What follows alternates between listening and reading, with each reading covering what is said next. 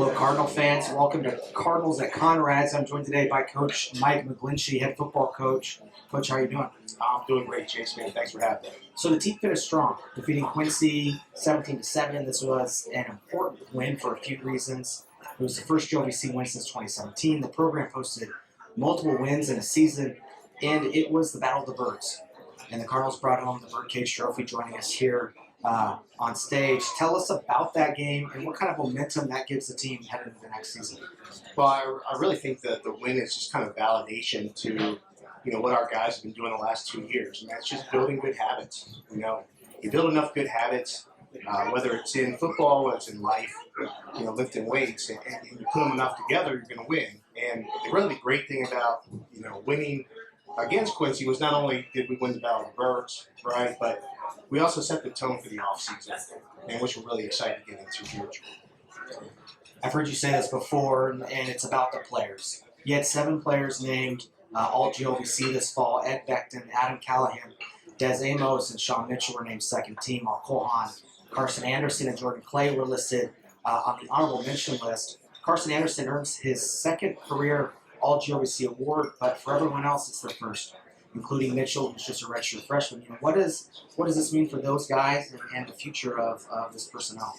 Yeah, well, number one, it just means we're gaining some respect, and respect is earned in everything you do. It's definitely earned in football, and for having a redshirt freshman get second team, having a couple of our guys go out on the field and dominate, really, that's what it comes down to. I mean, Adam Callahan is a true sophomore, right? So really, for him to get his first experience as being a starter, being second team all GLVC, I think that just really says a lot about, one, what our mindset is. Our mindset is to win, right? Our mindset is to go out there and dominate, throw the first punch, right?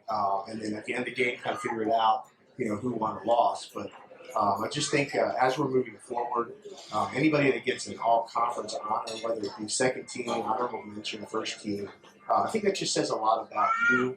And then you made an impact and an impression on the teams in the GLVC. And you throw the first punch. I mean, we did that quite a bit this season. We jumped off to some early leads in some big games. What leads, what causes that with our offenses? Yeah, well, I really believe it comes down to believing in yourself. I think that was the biggest hurdle that we have. I'm hoping that we crossed it, right? But I think we put about 7 or 8 games now where we've really come out in the first quarter. Either we're winning or we're tied, which is really a big change for what we've been doing in the past. So, I really don't think it's anything other than our guys believe in themselves. They believe in their teammates. They know that they can play and win and be super successful, not only in the GLVC, but anybody we play in Division II. So the coaching staff is on the road right now, hitting the recruiting trail.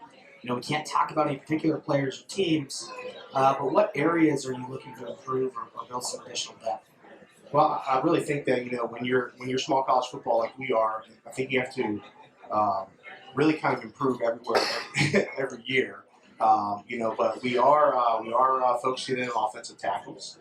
We always love to have a great competition at quarterback, because really that player really makes the difference on our team.